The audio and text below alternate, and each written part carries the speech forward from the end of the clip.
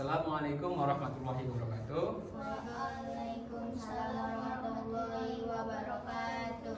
Selamat malam adik abang.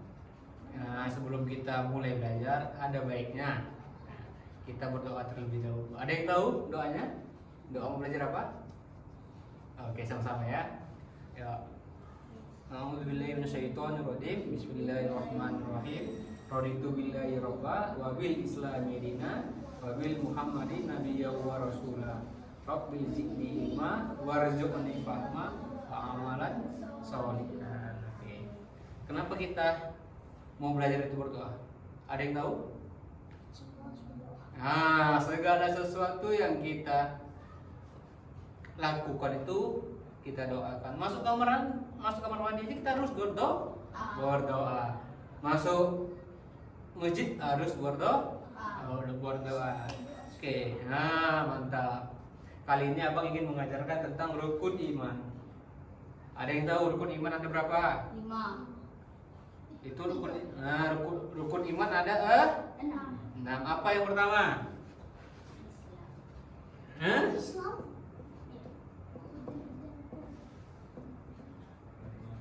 Rukun iman ada nama yang pertama beriman kepada Allah.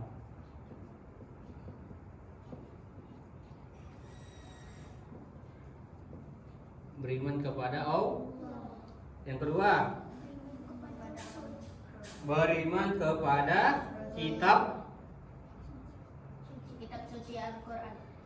Beriman kepada kitab-kitab Allah. Kalau kitab suci Al-Quran ada lagi. Nah, ada berapa kitab harus kita imani walaupun bukan agama kita. Nah, makanya kita beriman kepada kitab-kitab Allah.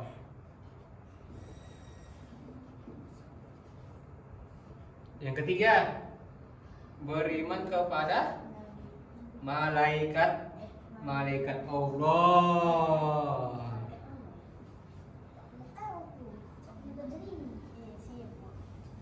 Gak pernah belajar ini di sekolah? Enggak, sekolah. Gurunya Kristen semua, Pak. Oh, Ada sih guru Islam tapi ngajarinnya enggak. yang keempat beriman kepada Nabi, bukan. beriman kepada Rasul Allah.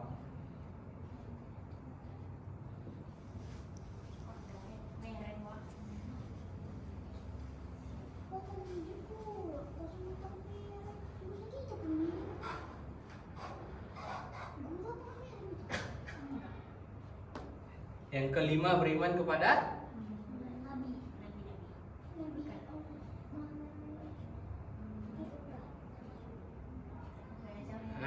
hari kiamat.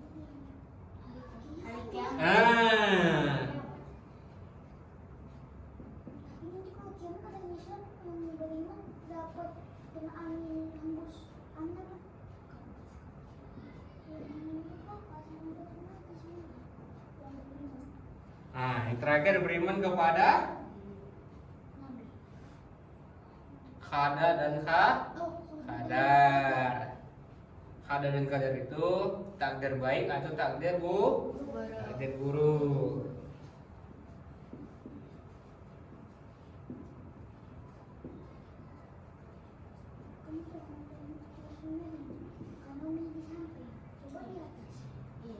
Ya, yang pertama rukun iman. Rukun iman kepada Allah. Yang kedua, beriman kepada kitab-kitab Allah. Yang ketiga, beriman kepada malaikat-malaikat Allah. Yang keempat, beriman kepada rasul-rasul Allah. Yang kelima, beriman kepada hari kiamat. Yang keenam, beriman kepada qada dan qadar. Bang, kenapa kita harus beriman kepada yang enam ini? Ada yang tahu? Kalau kita tidak beriman dengan yang enam ini, kita nggak dikatakan orang muslim, nggak dikatakan orang beriman. Salah satu aja kita nggak beriman. Contoh, kita nggak beriman kepada qadar, takdir baik dan takdir buruk. Iman kita udah nggak ada. Nah, kita nggak beriman kepada Allah, makin parah, ya kan? Makanya kita diwajibkan yang namanya beriman dengan 6 Ini. Abang mau bahas tentang satu dulu, yaitu tentang beriman kepada Allah. Nah, tahu apa artinya beriman kepada Allah? Nah, contohnya apa contoh beriman kepada Allah? Oh, rajin sholat. Rajin sholat boleh. Baca Al-Quran. Rajin sholat, Dan berzikir. rajin sholat. Yang kedua, Baca Al-Quran. Hah? Ikra Al-Quran sama enggak? Sama-sama. Baca kitab-kitab Quran, baca kitab-kitab Allah. Baca Al-Quran lah kita buat ya. Apalagi?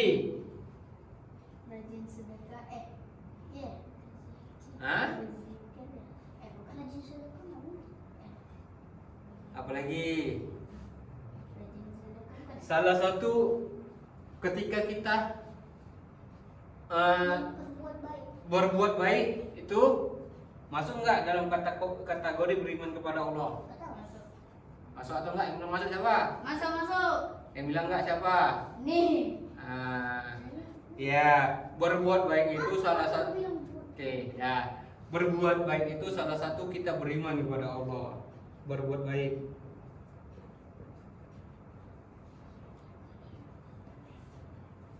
Ya. Berbuat baik ini boleh sama siapa saja atau khusus orangnya? Boleh sama siapa saja. Kenapa kita harus berbuat baik? Karena itu putusan Allah. Enggak juga. Iya. Oh, itu sama Allah pula. Boleh, Bang. Kenapa kita harus berbuat baik? Allah suka ya? Nah, siapapun orangnya, apapun agamanya, berbuat baik itu diwajibkan. Nah, jadi kalau adalah contoh kawan kita ini mukul kita, gimana kita tanggapan kita? Kita balas dengan tinjuan kita, atau kita biarkan aja, atau kita bersabar? Sabar. Kenapa kita harus bersabar? Nanti kalau dilawan makin Nah, makanya ada dalam Al-Quran surah Al-Baqarah, A'udzubillahi minasyaitonirrajim, Bismillahirrahmanirrahim, wasta'inu bisobri wassalah. Dan carilah pertolongan Allah dengan sabar dan sholat. Orang lain memukul kita, biarkan. Orang lain menghina kita, biarkan. Orang lain menyakiti kita, biarkan. Karena Allah itu selalu maha melihat. Allah itu memahami isi hati manusia. Makanya dalam Al-Quran itu banyak ayat-ayat tentang membahas tentang sabar. Makanya salah satu yang beriman kepada Allah itu orang-orang yang bersabar. Contoh kecilnya, dilempar batu, kita harus sabar. Ada satu kisah di mana Rasulullah ini lewat ke kota Taif.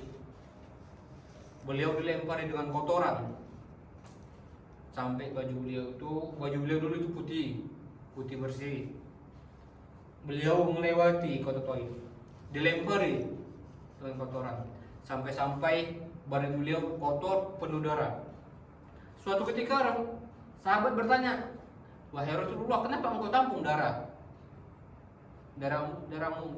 engkau ya Rasulullah?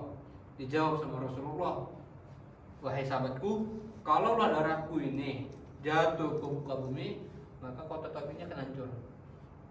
Kalau kita dilempari, kita balas pasti.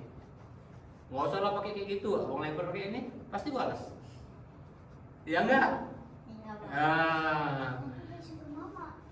Kalau enggak lagi mama, ya kan? Iya. Nah, makanya kesabaran kita itu setipis tisu. Kenapa abang katakan setipis tisu? Dicubit aja kita mau balas, apalagi dilempari kotoran. Nah, makanya orang yang beriman kepada Allah ini orang yang Allah jaminkan masuk surga. Sekecil-kecilnya iman, Allah akan membalas dengan surga seluas 10 kali dunia. Itu sekecil-kecilnya iman. Gimana kalau iman kita itu banyak, besar? Makanya Allah tutupkan iman kita ini. Dan Allah tutupkan dosa-dosa ini. Kalaulah Allah bukakan dosa kita sama pahala kita nggak akan mampu. Nah, kita nggak akan mampu. Kita ngelihatnya aja, kita dah ngelihat dosa kita aja kita udah jijik. Kalau Allah nampak kan surga, oh semua orang berbuat baik. Allah nampak kan neraka, nah pada takut orang-orang itu pasti. Semua sholat, yang sholat isya tadi aja cuma satu saf, ini penuh nih. Nah, siapa yang sholat 5 waktu di masjid? Pernah satu kali. Allah. Kayak mana mau jadi orang beriman? Kayak mana mau jadi orang beriman sedangkan sholat aja kita nggak mau, coba. Karena salah satu kewajiban yang Allah berikan. Bangun jarang. Astagfirullah, minta bangun selamat. Nah, Bangun jarang. kenapa beriman itu langka, payah didapatkan? Karena Allah jamin masuk surga. Makanya sholat itu kewajiban. Inna sholatan antifasa wal munkar. Sholat itu dapat mencegah perbuatan keji dan mungkar. As-sholatu mihrajul minal mu'minin. Sholat itu mihrajnya orang yang beriman. Sebagaimana bangunan, pasti ada pondasi, ini namanya pondasi. Kalau nggak ada pondasi, masjid ini nggak akan jadi. Gitu juga dengan sholat. Kalau kita nggak sholat, bagaimana agama kita ini akan tersebar dengan luas? Kalau kita aja nggak mau sholat, kapan lagi? Siapa lagi kalau nggak kita yang melakukan orang tua kita? Siapa mau kita tunggu? Ya, pasti kita anak-anaknya yang Allah, yang orang tua harapkan kepada kita. Makanya jadi orang beriman ini nggak semua orang mendapatkannya. Makanya kenapa abang ambil rukun iman? Salah satunya beriman kepada Allah. Nah, bisa aja abang ambil tentang malaikat ya kan. Tapi karena beriman kepada Allah inilah yang luar biasa. Ketika kita sudah mendapatkan beriman kepada Allah ini, kita sudah melaksanakannya, kita sudah melakukan perintah-perintah Allah, menjauhi segala larangannya. Dari 6 itu bisa kita lewatkan dengan mudah. Ya kan? Nah, kayak tadi aja. Siapa yang wudunya berdoa? Apa doanya? Dawa itu doa. Nah, itu salah satu orang yang beriman pada Allah. Ya kan? Kalau kita aja mau sholat nggak berwudu, bagaimana kita mau beriman? Kalau kita aja mau sholat kita nggak baca doa masuk masjid, bagaimana kita mau beriman? Soal itu kan dalam hati. Iya, dalam hati kita lakukan. Ini ngomong dari. Nggak boleh ngomong, ya. Nanti kalau abang datang lagi kemari, insya Allah abang tanya ya doa ya. Masuk masjid apa, doa keluar masjid apa, ya. Oke. Mungkin pembahasan kita hari ini mungkin sampai sini aja. Yang benar itu datang dari Allah, yang salah itu datang dari abang sendiri karena abang kurang belajar. Wallahu a'lam bishawab. Assalamualaikum warahmatullahi wabarakatuh. Waalaikumsalam warahmatullahi wabarakatuh. Oke, terima kasih adik-adik abang. Siap, Bang. Oke. Nah, baru